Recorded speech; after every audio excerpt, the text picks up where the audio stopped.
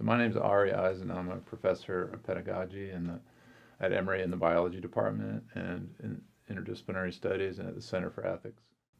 You know, who would have thought that me, a tall, skinny Jewish guy who grew up in the South in the 1970s, would have ever written a book with a monk who grew up on the Tibetan plateau about our experience in this project. And we just wrote that book last year. It's called The Enlightened Gene, and it talks in a lot of details.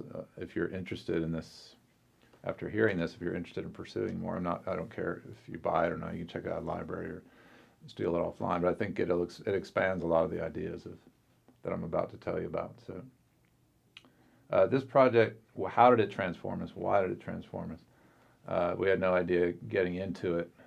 Of course, you never do, what would happen. And our first big challenge was, how do you teach a bunch of grown men and women who really, as it turns out, as we kind of figured out later, we knew they didn't have much exposure to science, but what is it? You don't really appreciate what that means in our culture when you grow up in the West in the 20th, 21st century. You don't know what it means to not grow up without science. What it turns out to mean is you don't know any math. I mean, we just assume mathematical skills. In this case, it turns out the monks and nuns don't even use writing as a way of learning, which is just something you'd never think about in the West. They have some very powerful, different ways of learning. But anyway, we learned a lot. That was the big challenge. How do you reach these people in any way from our world to their world, much less with something as foreign sounding as science. And it's not just a pedagogical question. In other words, it's not just a question about how do you teach somebody who doesn't know what you know and vice versa, but it also turned out to be a very deeply cultural question. So for example, at the beginning, there was a lot of pushback within the Tibetan community for reasons, some of which were intuitive, like here's a new thing, and people don't like new things, especially leadership. Leadership tends to be older and more conservative, just a human thing. And but why there was pushback is where I was surprised, beyond just this is a new thing, and beyond what if we bring in modern ideas into our monastic culture, it could negatively affect the monastic culture.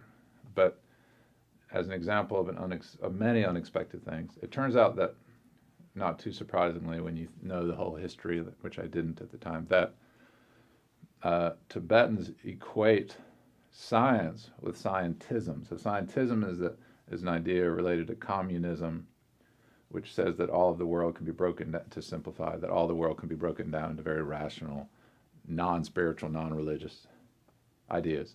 Now scientism, like I said, is part of communism, which is, of course, related to China. And as I briefly referred to earlier, China and Tibet have a long history of collaboration, tension, and now, at this point in history, it's suppression, the Chinese culture suppressing the Tibetan culture. So here we were, in some Tibetans' eyes, bringing in something that they connected to their repressors, if you will, to trying to literally bring it into their monasteries, which of course is not what we're doing.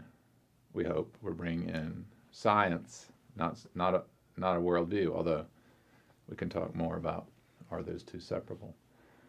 This was just one of our many early surprises, and then over the last decade, the number of surprises we've had and the number of insights we've had as a community of monastics and Western scientists has been astonishing.